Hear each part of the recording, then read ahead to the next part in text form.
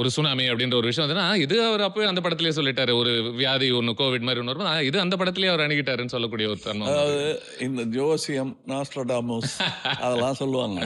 அதுக்கு ஒரு சிம்பிள் வழி இருக்கு. சாஸ்திரக்கலை, ஜோசிய சாஸ்திரக்கலை அதெல்லாம் தனி. அது எனக்கு தெரியாது. ஆனால் என் வாழ்க்கையில் நான் புரிந்து கொண்ட ஜோசியத்தை நான் சொல்றேன் நானு. நாம வந்து இறந்த காலம்ங்கிறதுக்கு போய் நம்ம பார்க்கல. ஃபியூச்சர் நாம யாரும் போறதே இல்ல.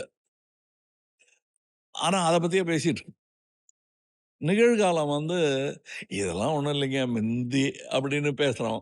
இல்ல இன்னுமே பாருங்க அங்க வரும். இப்ப படுறது பட்டுறலாம் அப்படின்னு அதுக்கு தமிழ்ல ரொம்ப அழகான ஒரு பழமொழி இருக்கு. பஞ்சாங்கக்காரன் பழைய வெத்தல போட்ட மாரி இருக்குன்னு. பஞ்சாங்கங்கிறது வந்து பழைய பஞ்சாங்கங்கிறத குறிப்பிடுதல். அது ஒரு கவிழி வெத்தல சீப்பா கிடைக்குதுன்னு வாங்கிட்டு வந்துருவாங்க. ஆனா ஒரு கவிழி வெத்தலைய ஒரு நாள் போட முடியாது. ஸோ மேல மேலாப்புல ஒரு 6, 7 வெத்தல அழுகி இருக்கும். சரி அழுகின வெத்தலைய சும்மா தூக்கி போடுறது. அத வெத்தல முழுசா அழுகலையே, கொஞ்சம் பச்சை தெரியுதே அப்படின்னு அத போட்டு கடைசி வரலாம் அவன் அழுக வெத்தல தான் சாப்பிடுவான்.